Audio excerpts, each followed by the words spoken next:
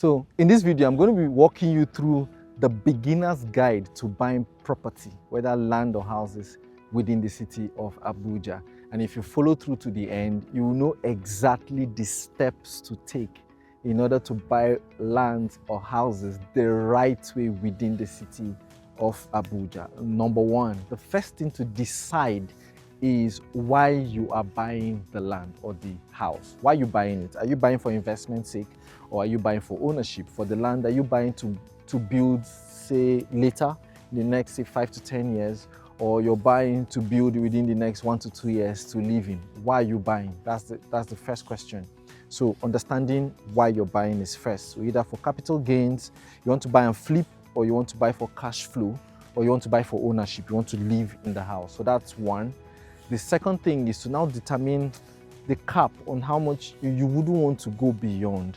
I know that sometimes you don't like, realtors or property sellers to ask you how much is your budget, but it is important because it determines where you are looking towards.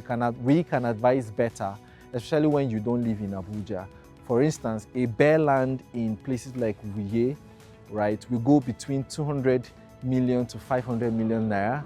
The same size of land in Crystal Estate, that is in Wasa, will be going from 8.7 million to like maybe 10 million. So you see that it varies. So your budget, just have a figure in your head. Of course, it can be plus or minus, it can go above or go below. So once you have that, we can now know that, okay, we are going to like cap your investment to that amount. That is number two. Then number three, engage professionals.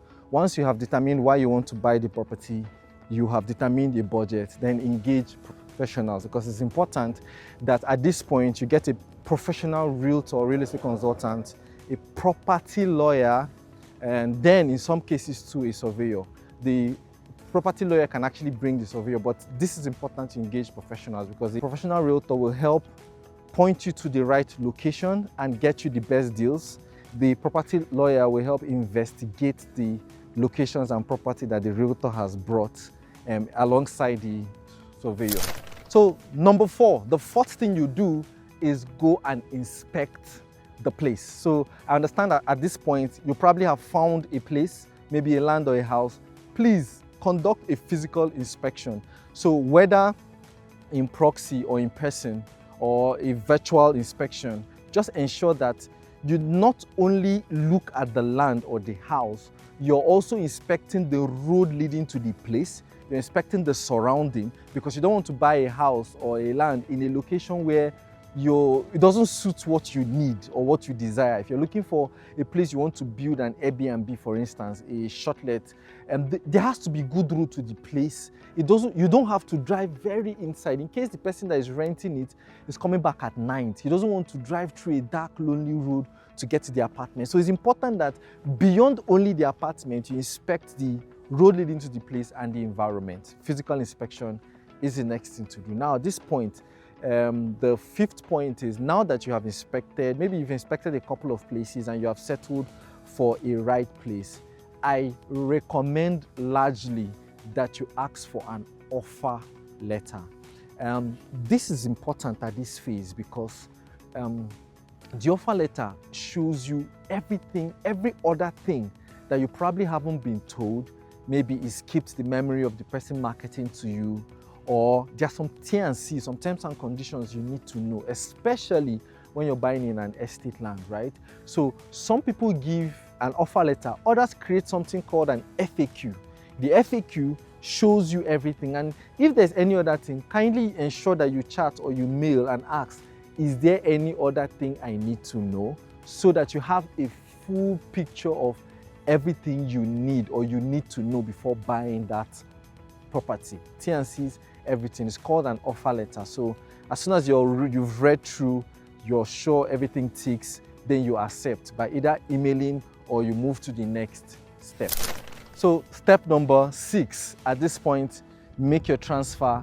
Usually I recommend a transfer so that you can have evidence of payments, you can have a trail, right? And usually I also recommend that you pay to the account of the owner. By owner, I mean either an individual or a company. So whose name is on the title document, I usually recommend you pay to the name on the title document in the account. So pay to the account at this point.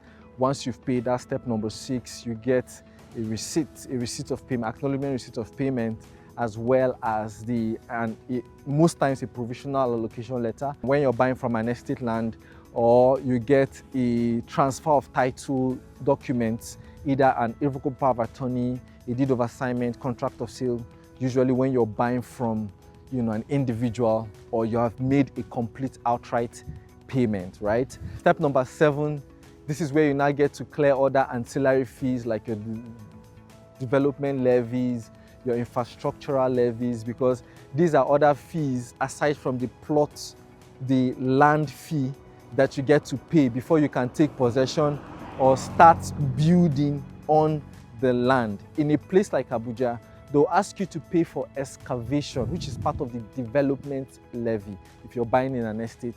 For an individual land, you just go ahead to the FCDA, clear your fees there with them, that is your building approval, etc. And then you get to now go and take possession and start building. And step number 8 is the point where, of course, you take possession.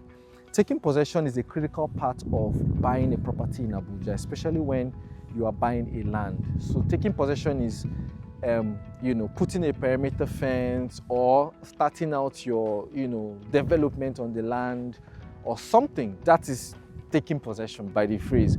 This can vary depending on where you're buying, who you're buying from, and what exactly you're buying. If you're buying a developing land, of course, taking possession will not be immediate, but yes, I put this point here so that you can just have it in mind. So there you have it. I'm sure I might have skipped a few things that maybe I don't remember right now, but if there are questions you have, maybe from experience or from whatever you have done, you can actually send us a message on the number, or call the numbers, and we would help guide you through buying a property in Abuja. And this is what we do. I'm Jeff Anoze. I'm looking forward to hearing from you. If you have any other questions, or you want us to make any other video around this type of conversation, kindly let me know as well. Send me a WhatsApp message or call, and I'll be happy to do that for you. Enjoy a great day.